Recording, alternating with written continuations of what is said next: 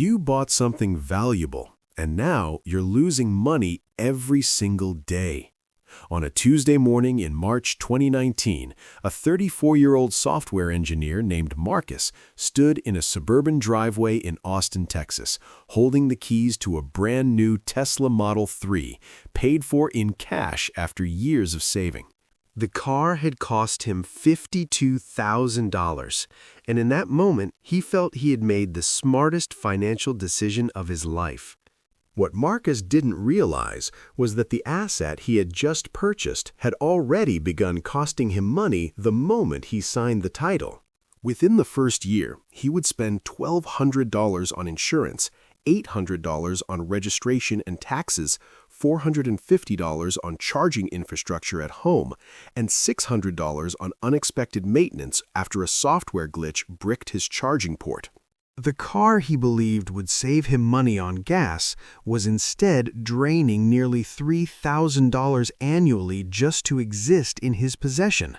By year 3, the vehicle's market value had dropped to $31,000, meaning Marcus had lost $21,000 in depreciation alone, not counting the ongoing costs. He had purchased an asset, but that asset was making him demonstrably poorer every single month. If you found this video useful, please consider subscribing, liking, sharing, and leaving a comment. It helps the channel grow and allows us to continue producing documentary-style content like this. The traditional definition of an asset is something you own that has economic value, but this definition ignores a critical dimension: cash flow. In 1997, author Robert Kiyosaki popularized a controversial redefinition: an asset is only something that puts money in your pocket, while a liability takes money out. By this standard, most of what people consider their greatest assets, homes, cars, boats, collectibles, are actually liabilities in disguise.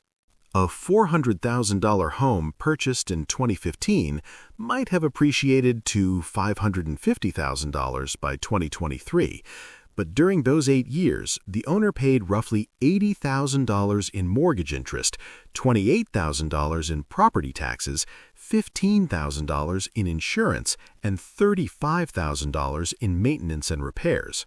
The house gained $150,000 in theoretical value, but cost $158,000 to maintain ownership, resulting in a net loss before even accounting for opportunity cost. Opportunity cost represents the returns you could have earned if that capital had been invested elsewhere instead of locked into the asset. If the $400,000 had been invested in an S&P 500 index fund during the same period, it would have grown to approximately $720,000, a difference of $170,000 compared to the equity gained in the home. This phenomenon extends beyond real estate into nearly every category of personal asset ownership. A $15,000 boat purchased for weekend recreation incurs annual costs of approximately $2,500 for storage, maintenance, insurance, and fuel, totaling $10,000 over 4 years, while depreciating to a resale value of $9,000. The boat owner has spent $16,000 in total costs to own an asset now worth $6,000 less than the purchase price. Luxury watches present another example. A $12,000 Rolex might retain or even increase its value over decades, but while sitting unworn in a safe, it generates zero income and ties up capital that could compound elsewhere. The psychological trap lies in conflating net worth with wealth, when net worth is merely a snapshot of what you own minus what you owe, not a measure of financial freedom. In 2021, a 29-year-old marketing manager in Denver named Sofia inherited a fully paid-off 3-bedroom house worth $480,000 from her late grandmother. Sofia had no mortgage, no rent, and believed she had just received the financial security she had always wanted. Within 6 months, she discovered that the house required $18,000 in roof repairs. The HVAC system failed at a cost of $9,000, and the annual property tax bill was $6,400. She also faced $3,200 in homeowners insurance, $2,800 in utilities, and $4,500 in ongoing maintenance costs, including lawn care, pest control, and HOA fees. The free house was costing her over $44,000 in the first year alone, money she had to pull from her savings because her salary couldn't cover the unexpected expenses.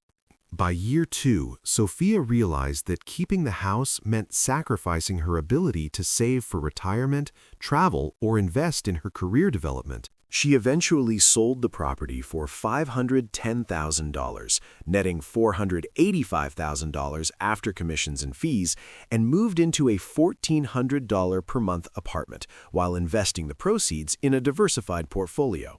This pattern, where ownership becomes a financial burden rather than a benefit, repeats across asset classes and income levels.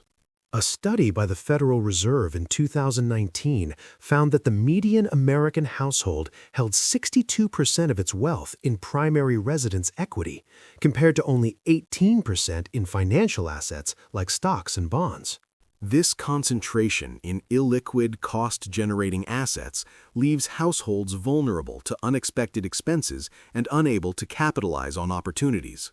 When a medical emergency or job loss occurs, these asset-rich but cash-poor households discover they cannot easily convert their wealth into liquidity without significant losses.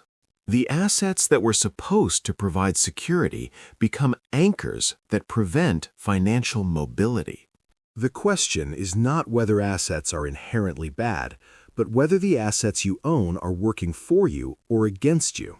A rental property that generates $1,800 in monthly income against $1,200 in total expenses produces positive cash flow, making it a true asset under the redefined framework.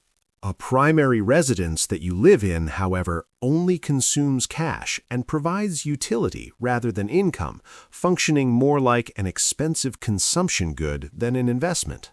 The wealthiest individuals and institutions tend to own assets that produce income streams, dividend-paying stocks, profitable businesses, income-generating real estate, rather than depreciating possessions. Warren Buffett, despite being worth over $100 billion, has lived in the same $31,500 house he purchased in 1958 because he recognizes that expensive homes consume rather than create wealth. The psychological shift required is moving from accumulating things that hold value to accumulating things that create value. This doesn't mean living in deprivation or never enjoying material comforts, but rather being intentional about which assets you allow to consume your capital. A $30,000 car that you need for work and maintain affordably is a rational purchase. An $80,000 luxury vehicle that depreciates $15,000 in the first year is wealth destruction disguised as status. The path to building lasting wealth involves maximizing the percentage of your net worth held in income-producing assets while minimizing holdings in depreciating or cost-consuming ones. Every dollar spent maintaining an asset that produces no return is a dollar that cannot compound in investments that do. Over a 30-year period, the difference between these two approaches, asset accumulation versus asset productivity, can mean the difference between working indefinitely and achieving financial independence. What you own can make you wealthy, but only if what you own is working harder than you are.